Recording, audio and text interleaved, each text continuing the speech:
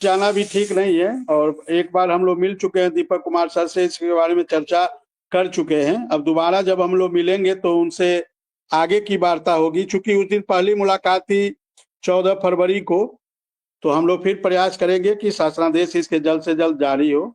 जी sir.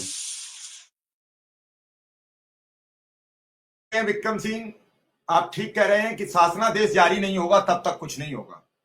कौशल जी, कब तक उम्मीद करें कुछ शासनादेश के बारे में कुछ जिक्र हो जाए? भरोसा शासनादेश से होगा।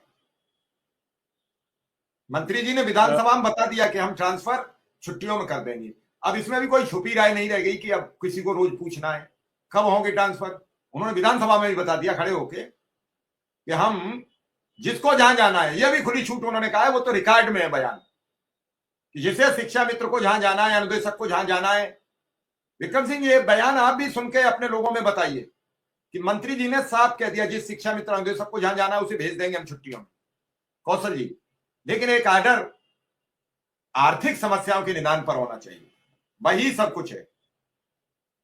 मिश्रा जी, इससे पूर्व में जो हमारा आपके कार्यक्रम में उपस्थिति हुई थी और हमने इस चीज को स्पष्ट कहा था कि इसका आदेश शीघ्र होगा, प्रक्रिया शुरू हो जाएगी और हमको लग रहा है कि ये इम्प्लीमेंट छुट्टियों में ही होगा।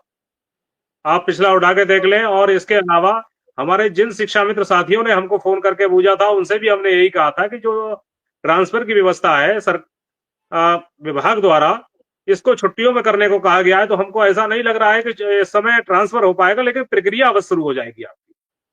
तो प्रक्रिया जल्दी शुरू होगी। और दूसरा चीज जो आपने अभी ये कहा कि चाहे अनुदेशक या शिक्षा मित्र जो जहां जाना चाहेंगे वहां चले जाएंगे।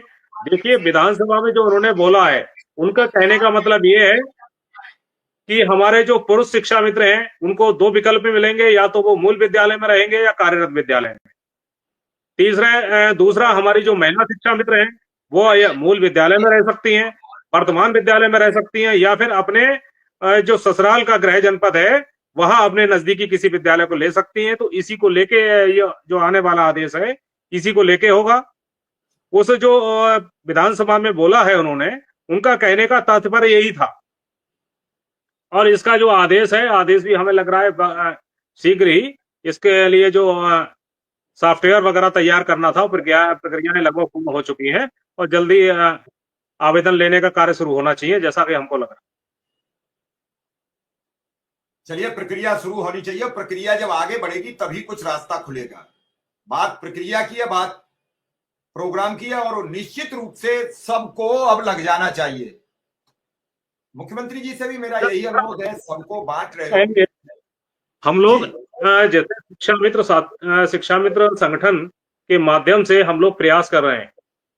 मिश्रा जी, देखिए, वैसे हमारे अनुदेशक साथियों का उनका अपना संगठन है, विक्रम जी हमारे उसका नेतृत्व कर रहे हैं, लेकिन इनके जो भी पदाधिकारी हैं, भाई हम अनुरोध यही करेंगे, ये समय है आप इनका साथ दीजिए। क्योंकि हमने जिस तरह से मिला, विक्रम जी काफी अच्छे व्यक्ति हैं और लगातार जिस तरह से लगे हैं, इनके संघर्ष को, इनके जो व्यवहार है वो भी हमने देखा है, जिस तरह से ये कार्य कर रहे हैं। लेकिन अगर आप लोग साथ नहीं देंगे, एक अकेला व्यक्ति कार्य नहीं कर सकता है।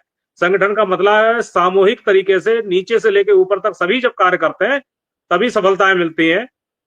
तो ये एक व्यक्तिगत हमारी राय होगी हमारे अनुदेशक भाइयों के लिए, खासकर हमारे विक्रम जी के लिए, जो कि लगा जब हमने इनसे मुलाकात पहली बार हुई है और उसके बाद देखा कार्य के लिए। तो आप लोग इनका साथ दीजिए, कार्य तभी हो पाएगा। बाकी हमारे जो शिक्षा मित्र साथी हैं उनको यही भरोसा दिलाएंगे कि आप लोग निश्चित